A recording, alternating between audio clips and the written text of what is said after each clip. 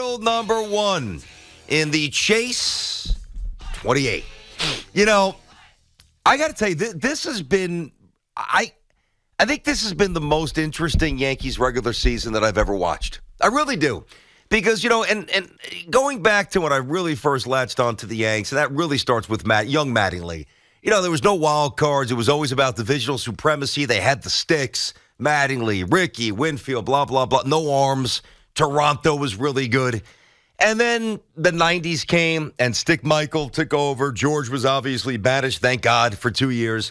And the system was restocked, and the core came up, and the Yankees started to win. And really, for the most part, Teak, if you think about the payroll, the talent, the divisional supremacy, in large part, for the past 30 years or so, there's been other interesting regular seasons, but I don't know that I've seen one where the Yankees went seemingly from the penthouse to the basement, and then a little bit of everything in between. Well, I think it started with a belief that they would be middling, you know, not really competitive for a championship. Competitive in the American League East, obviously, but not for a championship because they didn't do anything this offseason.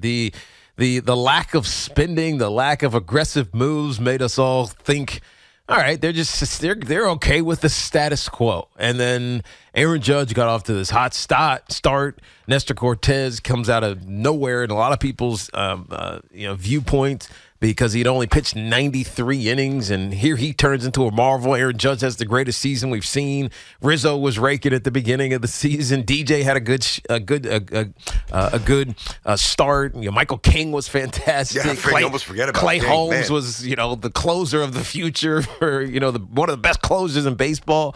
And so, but then they hit that lull after the All-Star break where it just felt like, man, they're just giving it away. Like age caught up with them, and there's no rebounding from this. And Brian Cashman should be fired, and Hal's got to figure out a way to make, you know, change the tenor and the feel of this organization. Yet here we are at the end of the regular season, 7 or 8 games left to go, and they clinched the division. They are going to have a first-round bye, and it feels like everything is starting to fall back into place to win a championship. And so the big question becomes, can this team actually win a championship? When you look at the rest of the lay of the land of the American League, they're getting to the ALCS. You're not worried about that. The question is, I take nothing for granted. I agree, but the question, it's one series you got to win. You know, I understand.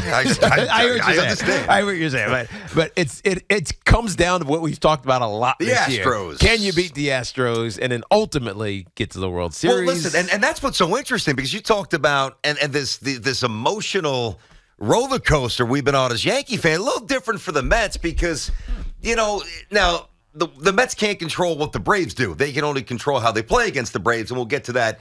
And they can also control how they play against these lesser teams, which they need to start doing a lot better at, obviously, losing again last night to a bad team, Marlins. But, you know, the Mets, for the most part, were on coast mode this year. And for the most part. And then the Yankees, when the second half started, you remember that 2-game series in Houston? Yeah. And remember Stanton only played one of the games, and they didn't start any of the good – well, they didn't start any of the guys that we wanted to pitch, right? And I was like, man, this is a lackluster way to start the second half. I see even proven anything against Houston. You still don't look right against them. And then they played a couple of teams. Then they lost 2 games to the Mets in late July. And then they handled the Royals, who, you know, 3 out of 4, whatever it was, and the Royals aren't very good. And then that Seattle series came. And that's when Cole, and the game to me that jumps out was on a Wednesday. It was an afternoon game. They whiffed on acquiring Castillo. Garrett Cole pitched. He got rocked. Yeah. Remember, he gave up like 6 runs early in another day game. Castillo was lights out. They couldn't touch Castillo with the Reds prior to that. So we're like, oh, God, now this guy's in Seattle. We can't touch him with either team. Now this is somebody else that's in our way. And it just kept getting worse and worse and worse. They go to St. Louis. They get broomed. Montgomery pitched a gem. Yankees lost 1-0. Then they lose 2 out of 3 in Seattle. Then they lose 2 out of 3 in Boston. Then they play poorly against the Rays. Then they get the first 3 games against Toronto. They lose. They're not hitting. 9-2, 4-0, 5-2. Well, what the hell's going on here? I mean, it was a complete reversal of what we thought the Yankees were. And then they got a little healthy against the Mets. They got a little payback there. They won that 2-game series, so they split the 4-game set. But it didn't feel right. It didn't look right. Guys weren't healthy. DJ's toe was barking. Rizzo's back was barking. Donaldson was still a mess. Torres was doing nothing. Bader wasn't on the field yet. And here we are, as we get ready to flip to October, and we ask the question. And we've asked this question several times throughout the season here, Teak. Does this team look like they can win a championship? Well, that's a discussion we're going to have, obviously, today and throughout. But I want to tell you, I'm enjoying the American League East not championship, the title. Yeah. I'm enjoying. There's years where it's a foregone conclusion, like when the Rays were still the Devil Rays and the Orioles were a 60-win team and Toronto was awful. You just had to worry about Boston and that was it. But this deserves to be celebrated. And if you don't think that Aaron Boone felt this, a level of pressure that he's never felt before as Yankee skipper, listen to the post-game speech, the interaction, how the Yankees were celebrating. I thought it was awesome. Here's Aaron Boone last night in Toronto. So real quick, hey, hell of an effort today. You guys, we're the best team in the best division this year. Oh, yeah. We took everyone's punches. We had to fight like hell for it. And now we get that opportunity to go on and realize our goal of being the champion.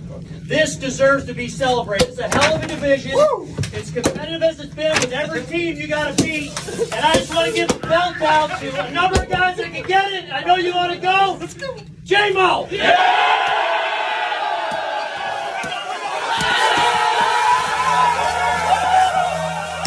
Yeah, I got to tell you, I've heard a lot I heard this with the Mets as well. Don't celebrate clinching.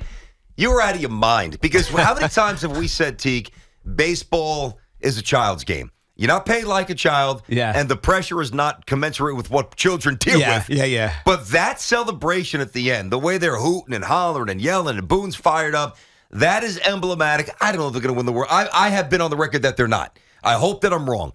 But the way they went, this was a jerk. This was hard. No, it got hard, and they I was going to say they made it hard, but I don't think it was them making it hard. I think the realities of their team construction made it hard with guys who didn't deserve to be there, at least be playing every day, like Joey Gallo, who they ultimately shipped out, and then they never really had a big threat in the division. Right? What was it? 3.5 was the closest that the Blue Jays, I believe, got. And so it just never felt like they were. Well, the Rays were there too. But I don't think they got within 3. I think the Blue Jays were the closest at 3.5. But at the end of the day, it felt like they controlled the division all season long. Mm-hmm. But the reality is, and this is why you celebrate this isn't just we're making the postseason, right? We're guaranteed to make the playoffs. Or, hey, we're guaranteed to be in the wild card. They got to buy, right? They win this division, and they're guaranteed to get a home game in the divisional series. This is something to celebrate because it really stamps them with the opportunity to go to the ALCS and ultimately to the World Series. It's different to celebrate. Yeah, we make the postseason. Yankees don't care about making the postseason. You know they're going to make the postseason. It's putting themselves in a position to actually compete for a World Series. That's what's more important. Yeah, and they've done that. I mean, they've got guys getting healthy. As I said, DJ's on the brink of coming back. Torres is starting to hit. Bader has fit in very nicely. Listen, you'd like to see this. First of all, you'd like to see Judge just hit 61 and then hit number 62. And by the way, and I love him, right? And I tweeted at him this morning, and he tweeted right back, and it's all good. Jim Leyritz is nuts. His take that Toronto's not pitching to him now. I understand that there's no cookies where he's just seeing 92-mile-per-hour fastballs that scream "crank me" 450 feet to dead center off the hotel in Toronto. I understand that hasn't been served up so far in the Rogers Center. But Aaron Judge's first at bat last night, where he lined out, he saw 6 pitches, 3 of which were strikes. Second at bat, 6 pitches, walk. Third at bat, 6 pitches, walk. Fourth at bat, 8 pitches, walk. Fifth at bat, 7 pitches, walk. Now, a lot of them were low. And I'll tell you the one thing, as much as I think that he should take a day, and I've said this, right? Mm-hmm. I would sit him either today or last night. I was on the record with that. But it's hard to say that Aaron Judge is pressing when he's laying off those pitches. He's not pressing. Is locked in. I don't think he's pressing at all. Oh, I don't either, but some people are saying that, which I think is completely nuts. And by the way, some of those at-bats, I mean, he was down 1-2, 0-2. Yeah. And he just, all right, you got to really throw me a strike. Like some high leverage playoff takes, sliders, 3-4 inches off the plate. Where, man, if you're a little loose or thinking about something else, you're swinging. You gotta come at me to get me out. Right? It's not. I'm not gonna let you off the hook if you don't want to throw me strikes. And that's what I took away from it. And on the broadcast, it was like 3-2 counting every time he's up the bat. 5 times up the bat, 5 3-2 counts. Yeah. And he walked 4 of them. One he lined. That was his first at bat he lined out. But that is discipline. So he's dialed in, Aaron Judge. He, like some of those cuts he was taking, he was clearly swinging for the fence, but he always does. But I love where Aaron Judge's mind is, because while it is important to all of us, and I think it's important to baseball, it's important to the Yankees, it's important to the fans. You got his mom sitting right there and, right behind the dish. And like, it's important for everybody. He's not going to make it more important than being the best baseball player for the Yankees. That is getting that 61st home run. And that's not as important as him getting on base, scoring runs, and being the best teammate he can be. And that's just one of the many reasons, if and when he signs a long-term extension, that C is slapped right on that chest. Not literally, because that looks corny, especially on a Yankee uniform, but you know what I mean, symbolically, and then he will be named the captain if he stays. And I think the way he's comported himself throughout this entire chase with history, not just, being very kind and deflecting the spotlight from himself and placing it on teammates and all that stuff, but also the way he has been within himself as a ball player when it's very easy. I mean, it's like trying to win a scoring title in the NBA, but not taking 35 shots the last game to get there. That's right. It's very easy to just say, give it to Rock, I'm going to shoot even if it's a bad shot. Yeah, even if I shoot 42% from the field, I'm taking as many shots as I can just because I got to get the scoring title. My percentage doesn't matter. The scoring title matters. And if that was Aaron Judge, he'd be swinging at everything. Correct. And he's not. Correct. 877-337-6666. So you bet your ass we're going to celebrate a little bit today, the divisional title. Why not? We're inside of the Town Fair Tire Studio. Our friends at Town Fair remind you that at Town Fair, you always get the guaranteed lowest price on name brand tires from Connecticut to Maine. Nobody beats Town Fair Tire. Nobody. And I think part of the reason why I'm enjoying this maybe more than some other divisional titles, there's no guarantee the Judge is back.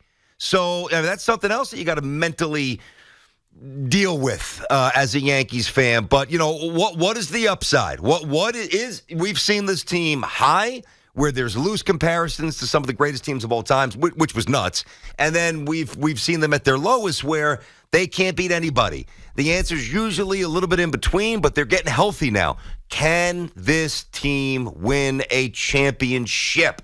We're going to get to the Mets situation as well. This weather is daunting. I've got about 3 or 4 different scenarios for Major League Baseball, what they're juggling, what they might do. So you guys want to jump in on that as well. Tiki Tierney on the Fan until 2.